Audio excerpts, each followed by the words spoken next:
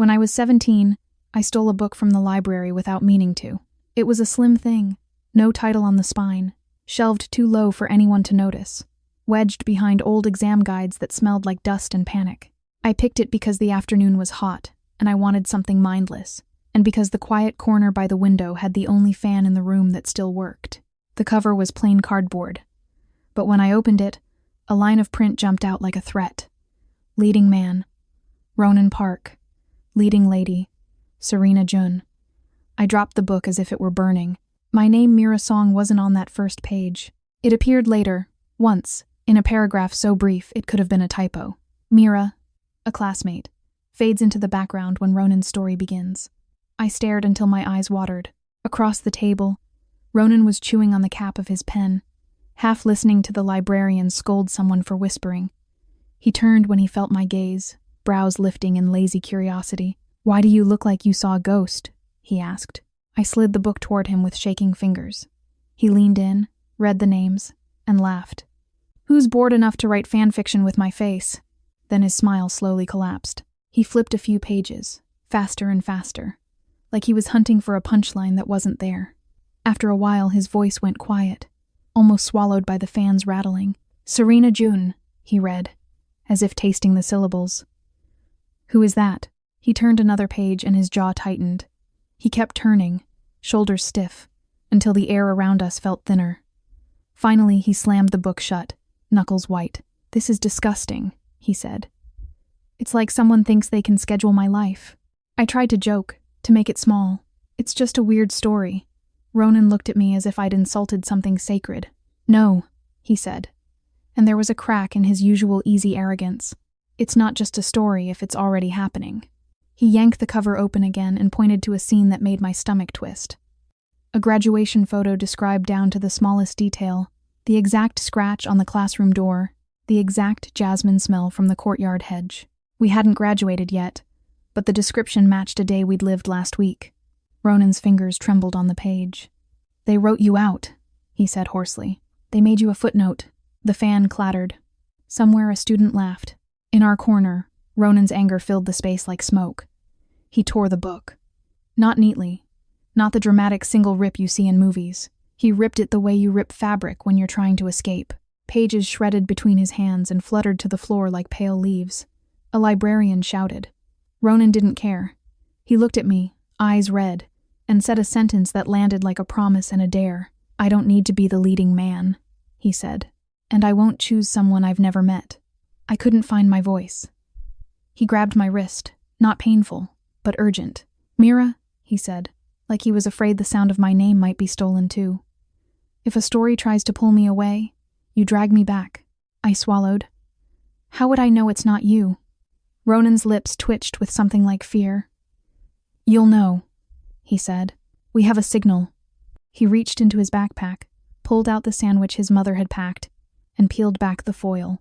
Inside were 2 rice crackers and a tiny sprig of barley his grandmother used as decoration for luck during harvest festivals.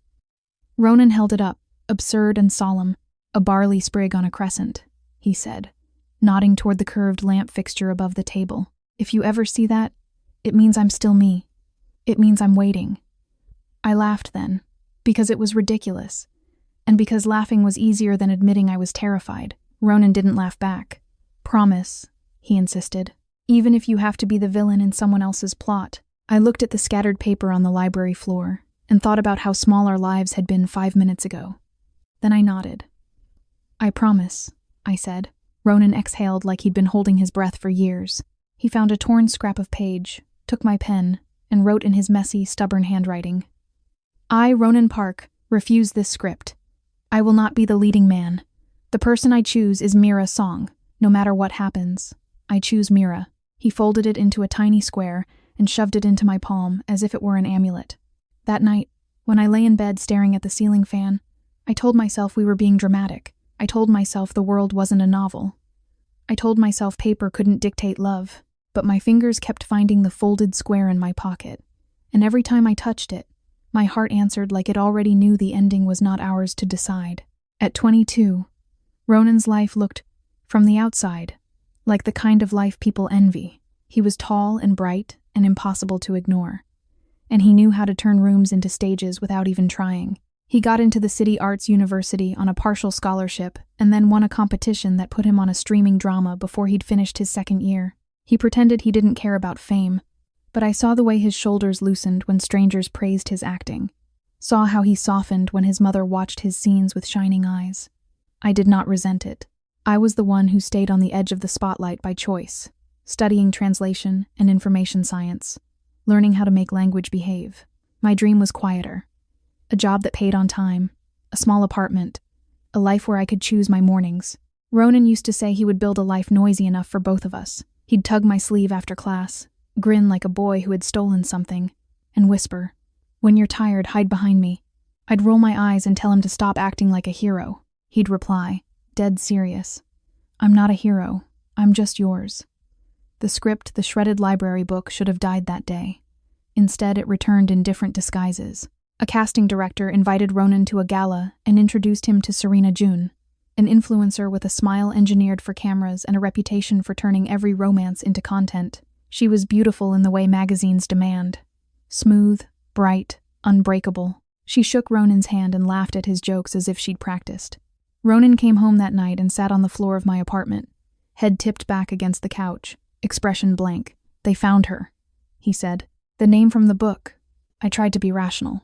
"Names repeat," I said. "Coincidences happen." Ronan looked at me with the same haunted seriousness from the library. "She said the same sentence," he whispered. "Word for word. I heard it like a line being fed into her ear." He pulled a napkin from his pocket. On it, in Serena's neat handwriting, was a phone number and a doodle of a crescent moon. My stomach turned cold. Ronan crushed the napkin in his fist. "I didn't give her anything," he said, as if defending himself against an invisible judge. "I didn't smile. I didn't flirt. I didn't do any of it." His voice cracked, but the room clapped anyway, like the scene ended and everyone knew the next page. I sat beside him and took his hand. "Then we write our own," I said, even though my throat felt tight. Ronan stared at our joined fingers for a long moment, then nodded. "Okay," he breathed. "We write." That was the year he began planning a wedding he wouldn't admit was a wedding.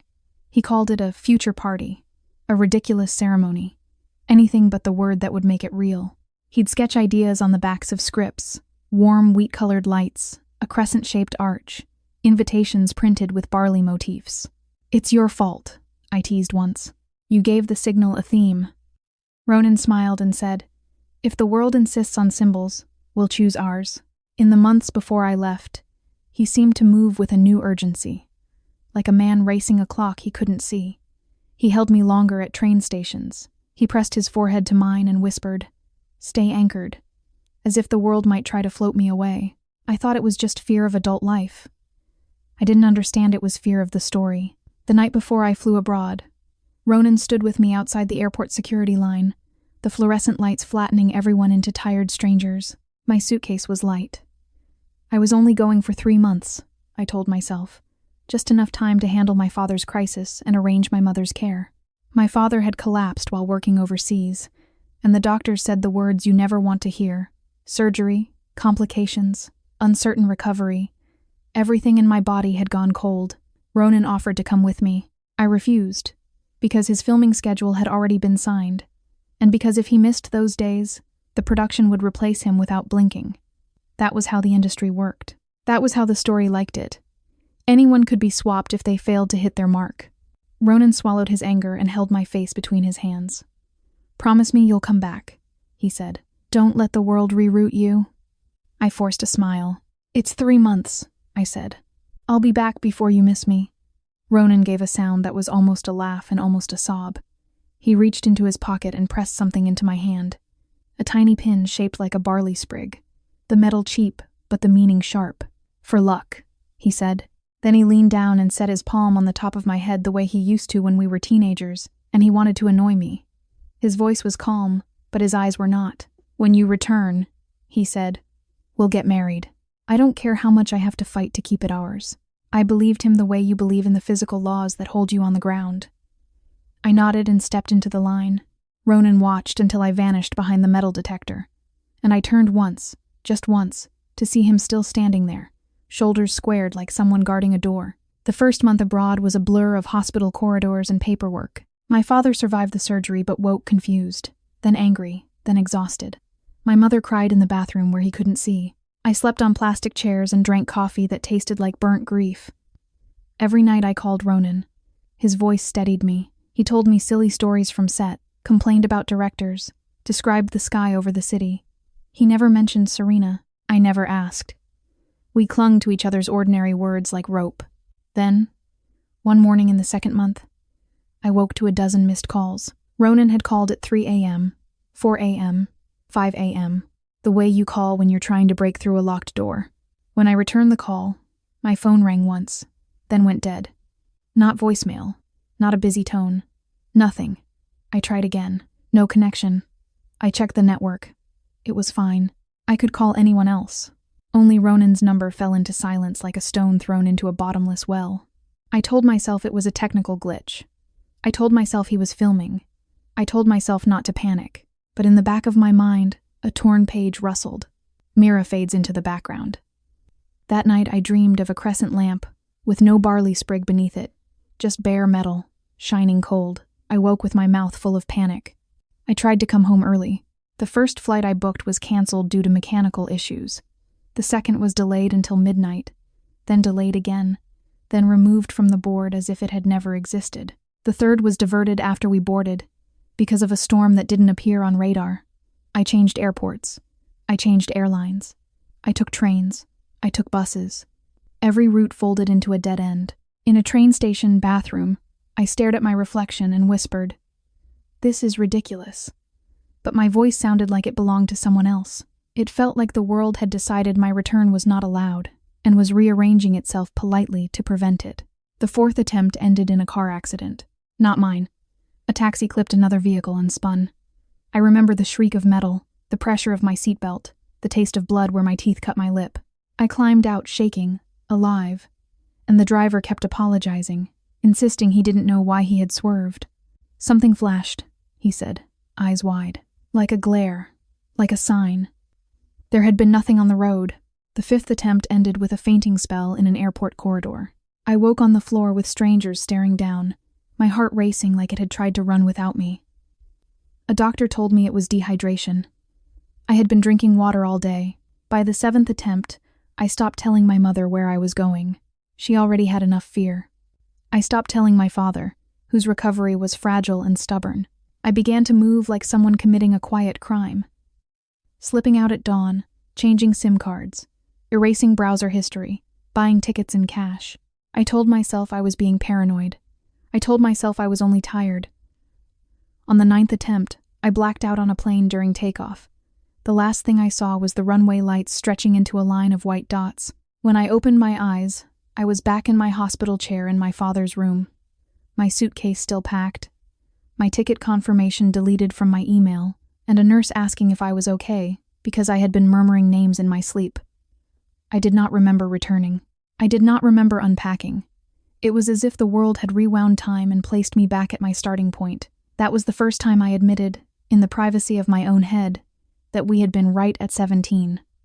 The story was real, and it was trying to win. When the universe blocks you with inconvenience, you can argue.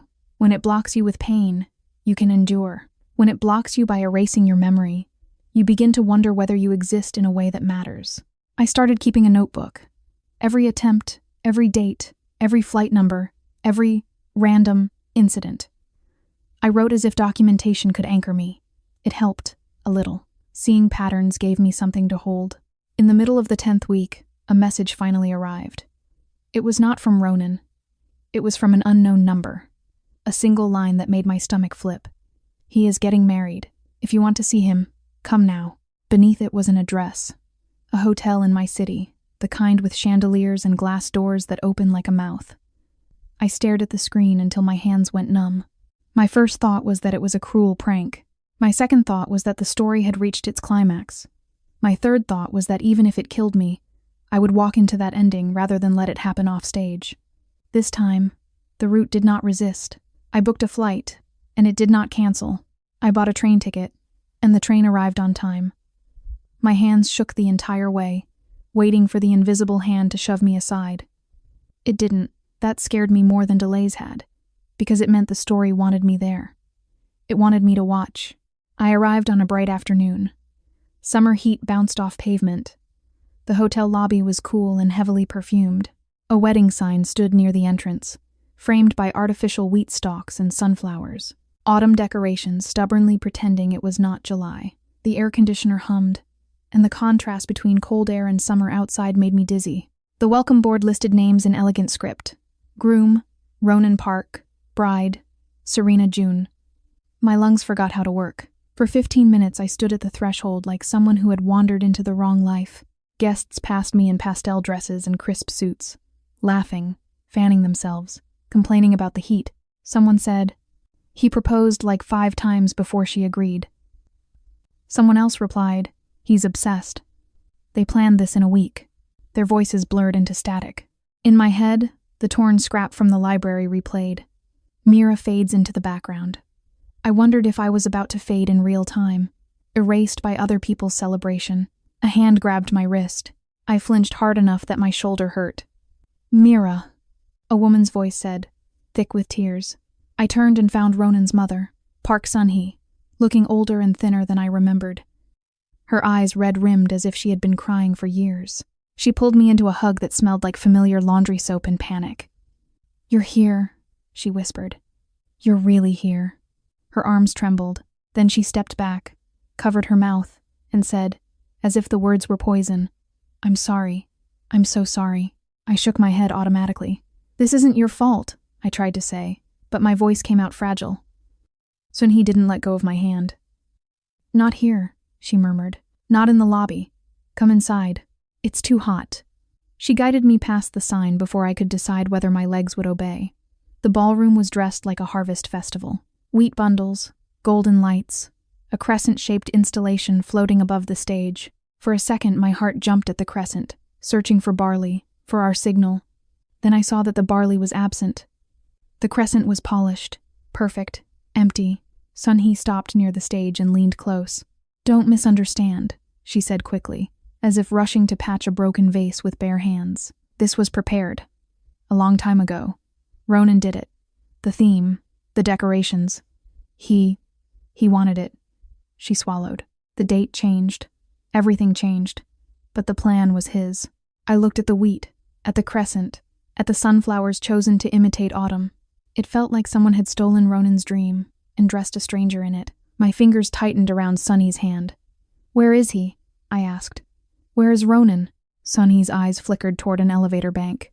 She hesitated too long. My chest tightened. "Tell me," I said again, sharper. Her shoulders slumped.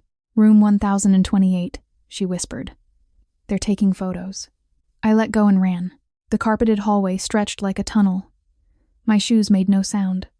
I passed laughing groomsmen and bridesmaids carrying garment bags. Someone shouted, "Groom, stay out. We haven't finished."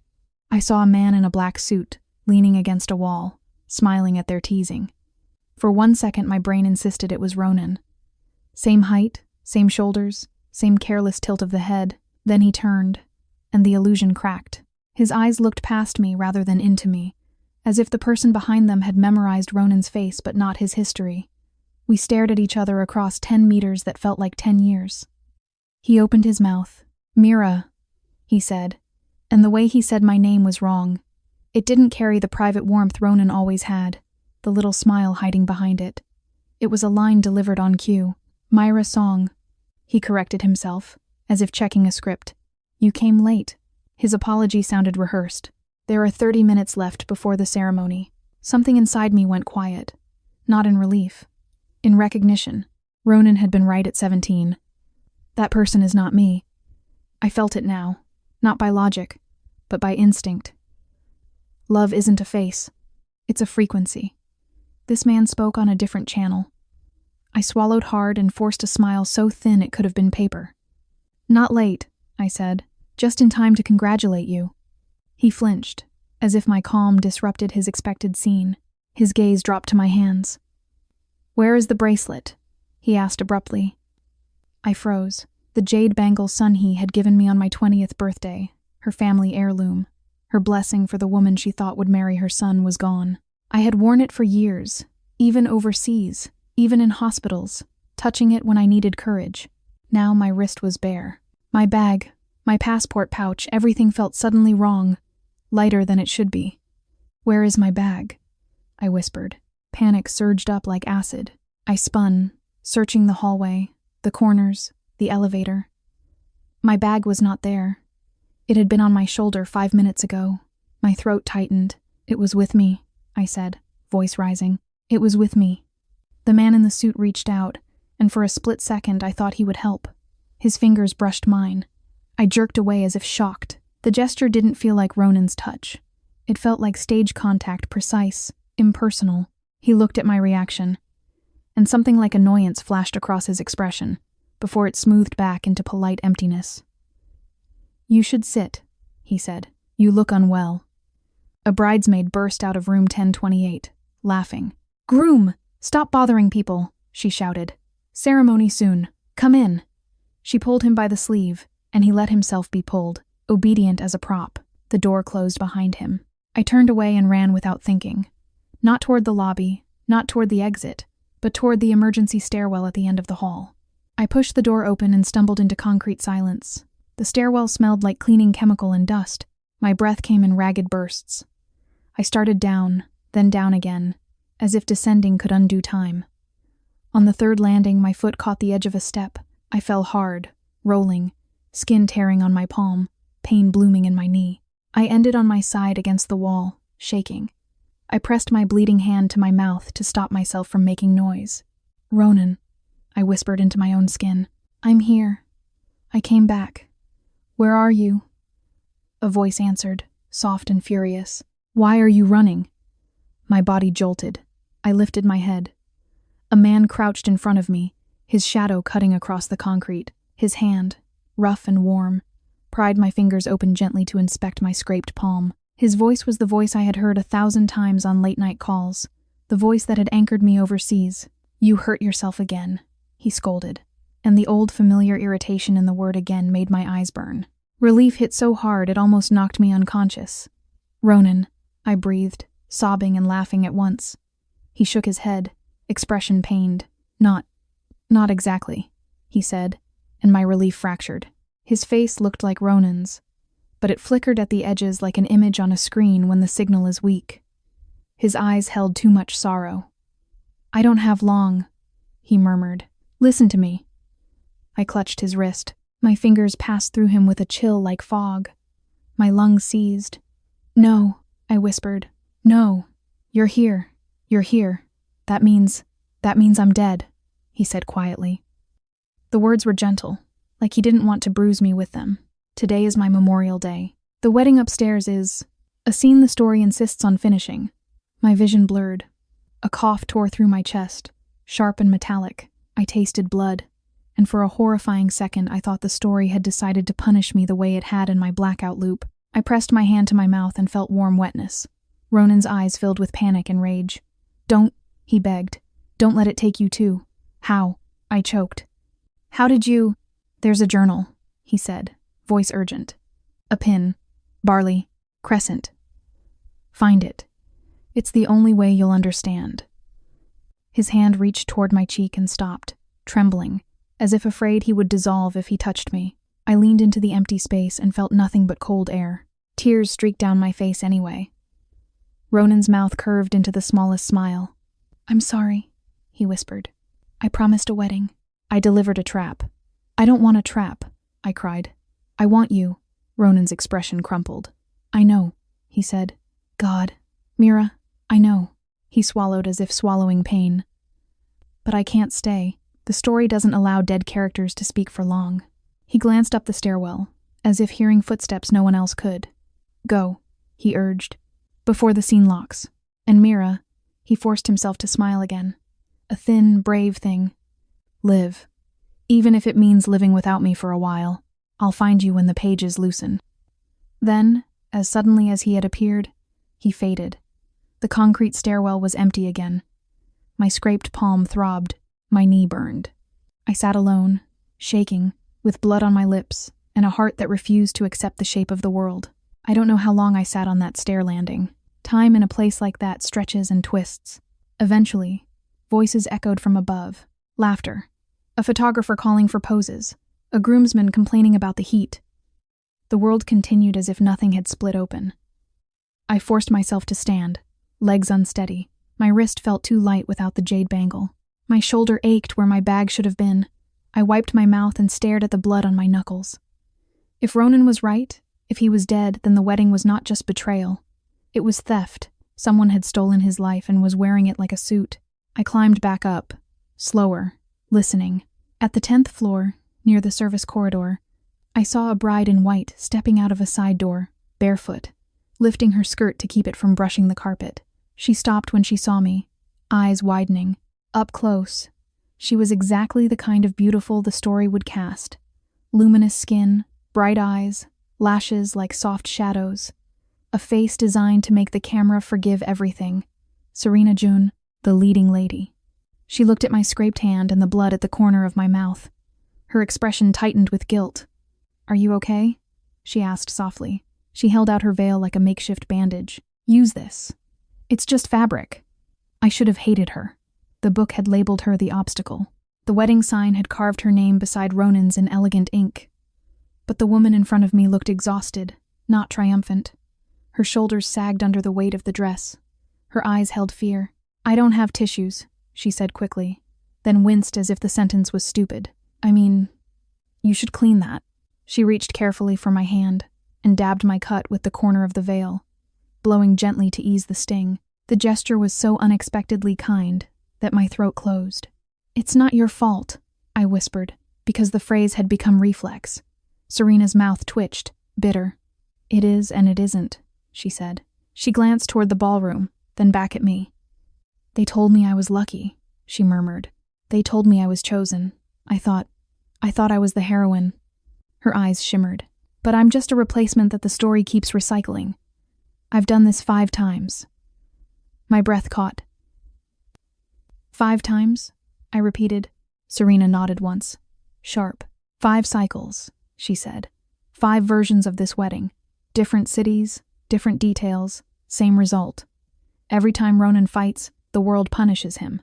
Every time I try to tell someone, the world punishes me. She swallowed and lifted her gaze toward the ceiling as if bracing. I'm not supposed to say that. If the story hears, a heavy footstep sounded on the stairs above us. Someone descended with measured calm. A man in a black suit appeared, his face shadowed by the emergency light. The groom, but not Ronan.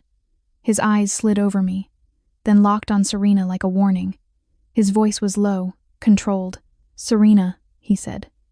The ceremony starts soon. Serena's jaw tightened. You're bleeding again, she said, almost to herself. And I noticed then, a dark stain seeping through the groom's shirt near the collar, as if something inside him was tearing. He ignored it. His gaze sharpened on me.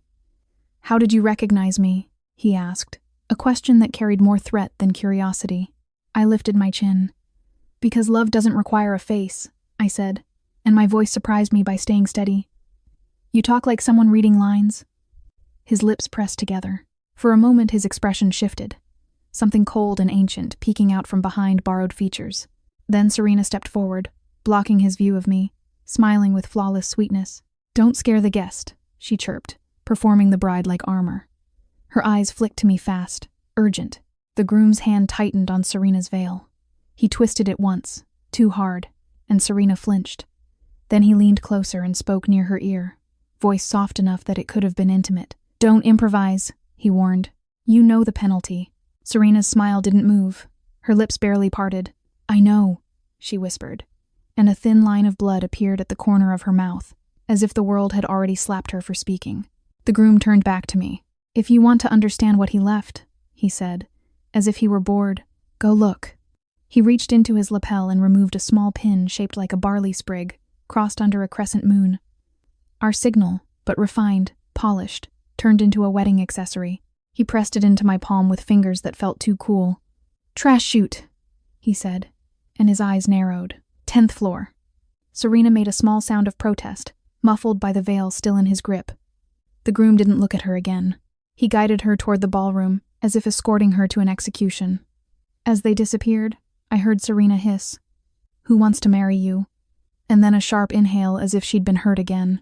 I stared at the pin in my hand. The back clasp held a folded strip of paper so small it could have been missed. My heart hammered. I walked to the nearest trash chute, hands shaking. Inside, beneath ribbons and broken tape from wedding preparations, I found a battered notebook with a faded cover, its edges curled from being handled too many times. On the front, in handwriting I knew like my own pulse, were words that made my knees go weak. Leading man, Ronan Park. Leading lady, Mira Song. I opened it. The first page began with a greeting that sounded like a boy, sitting across a library table with angry eyes and a stubborn heart. Dear Mira at 17. It's me, Ronan, 17. Writing at 3 a.m. Because I can't sleep.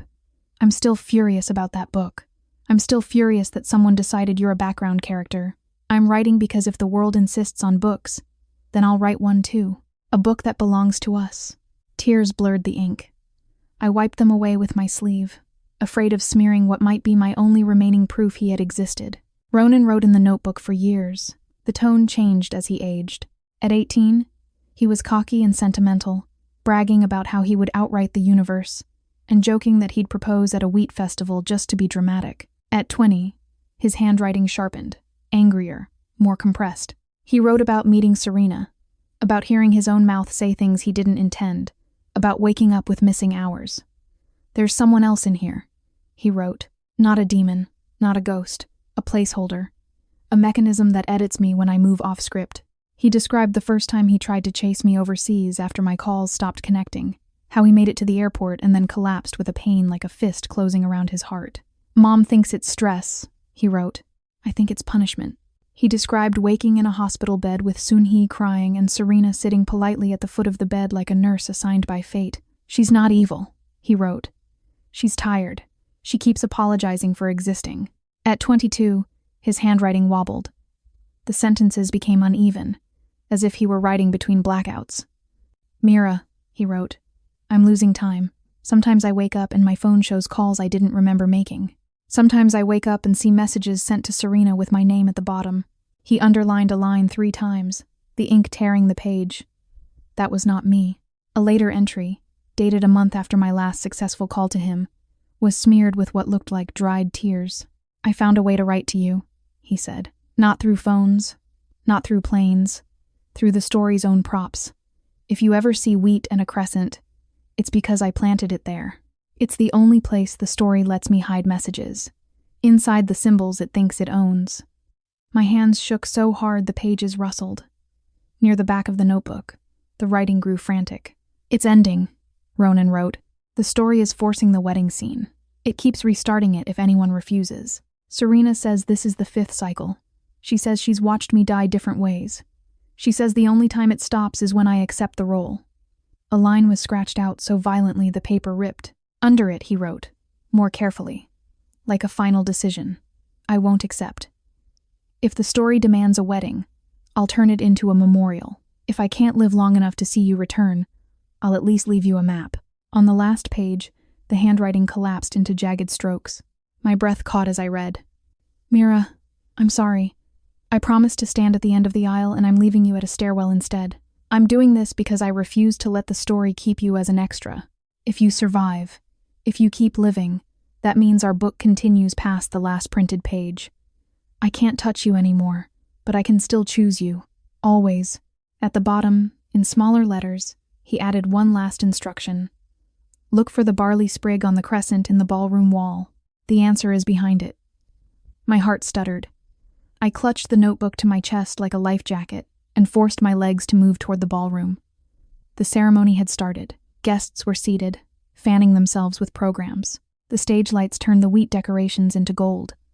The groom stood under the floating crescent arch, smiling for cameras. Serena stood beside him, veil perfect, face pale. When the officiant spoke about destiny and meeting at the right time, I felt nausea rise. The words weren't meant for humans.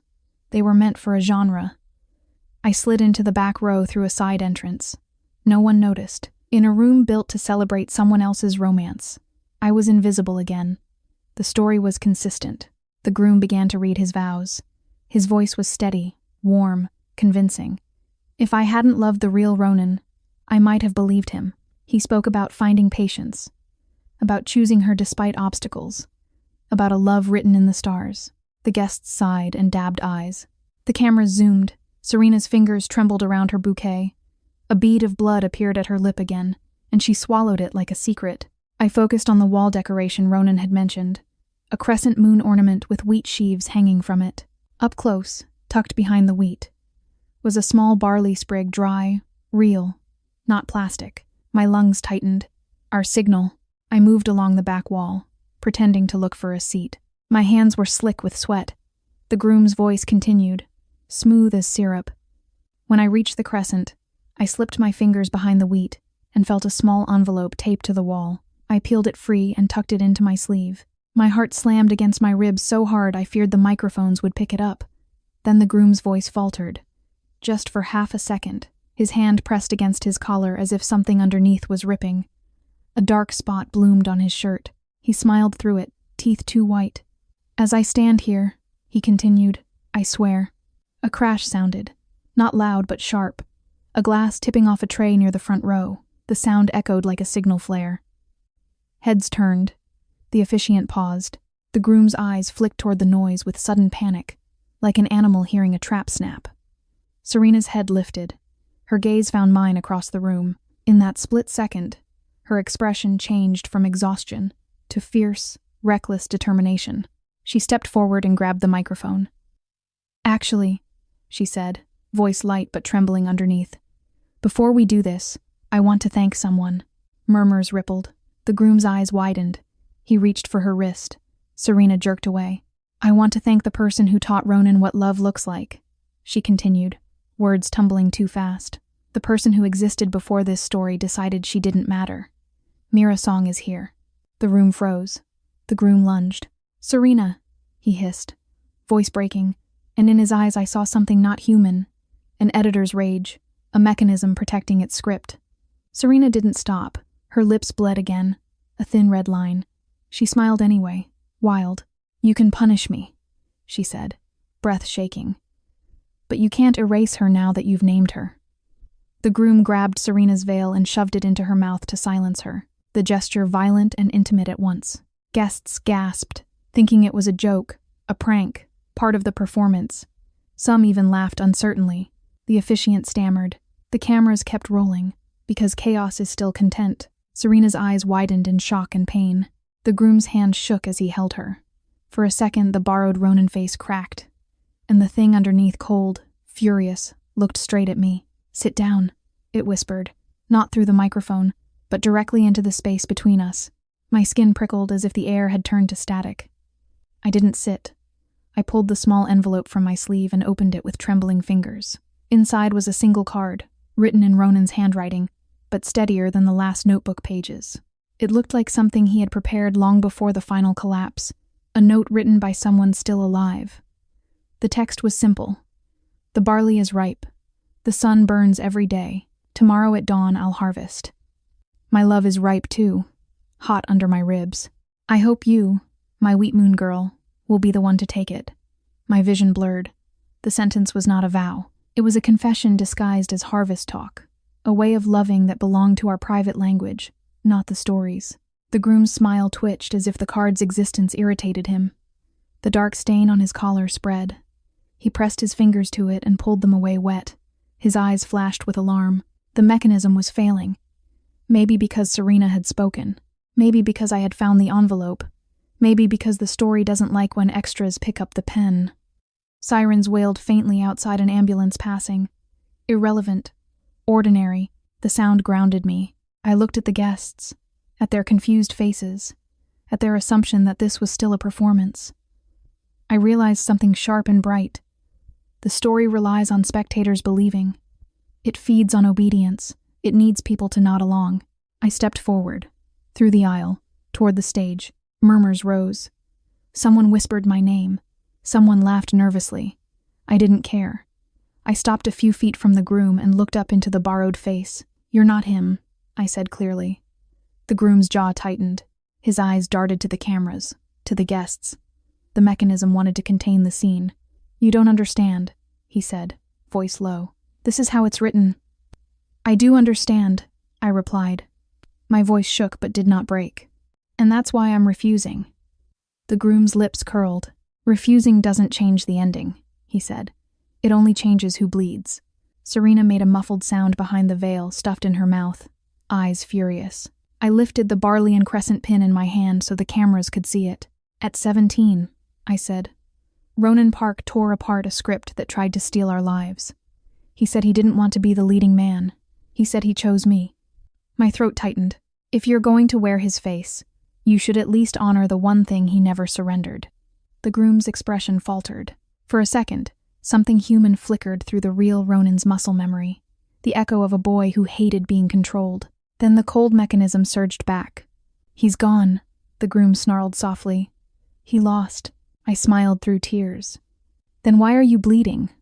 I asked. The question landed. The groom glanced down at his shirt, at the stain spreading like a flower. His hand trembled. A sound like paper tearing echoed faintly, though no one else seemed to hear it. His eyes widened, not with anger now, but with fear. I felt a chill behind me, like a door opening. I turned my head and saw, just for a heartbeat, Ronan standing at the side of the stage where the shadows were thickest, wearing the school uniform from when we were 17. His hair was too long, his smile too bright, exactly the way memory keeps people safe. He held a barley sprig in one hand. He tapped it against his palm, a private signal, and nodded once. My chest cracked open. Ronan's lips moved without sound. Live. Then he vanished again, swallowed by light. I faced the stage and spoke the only vow that mattered. Ronan, I whispered. Not into a microphone, not for guests, but for the pages listening. I'm still choosing you, even if it hurts. The room's air shifted. The lights flickered. The floating crescent installation swayed as if struck by wind. Guests gasped. A bridesmaid screamed, thinking the rigging had failed. The officiant dropped his folder. The groom staggered, hand clamping his throat, eyes wide with something like drowning. The mechanism was being pulled out of its borrowed body. Serena ripped the veil from her mouth and spat it to the floor. She wiped blood from her lip with the back of her hand and laughed, breathless, exhausted. Finally, she whispered. The groom fell to one knee. The cameras kept rolling. The guests watched in horrified fascination. The story's audience, forced to see the seams, couldn't pretend anymore. And in that fracture, I understood Ronan's plan. He had turned the wedding into a breaking point, a scene so overstuffed with symbols that the story couldn't hold them all. When one symbol was claimed by the wrong person, the wheat, the crescent, the vows too much pressure on a single genre structure. Add a named background character stepping into the frame, and the script tore. The lights went out. For one suspended second, the ballroom was silent and dark. In that darkness, I felt warm hands cover mine real hands, rough with life, familiar down to the smallest callus. Ronan's breath brushed my ear. You came back, he whispered, voice shaking like a boy and a man at once. I turned, blind, and pressed my forehead to his. I didn't ask how. I didn't ask what it cost. I just held him, because in a world that edits people, holding is rebellion. Don't let go, Ronan murmured. I won't, I whispered. Not again. When the lights returned, the ballroom was chaos. Guests were screaming.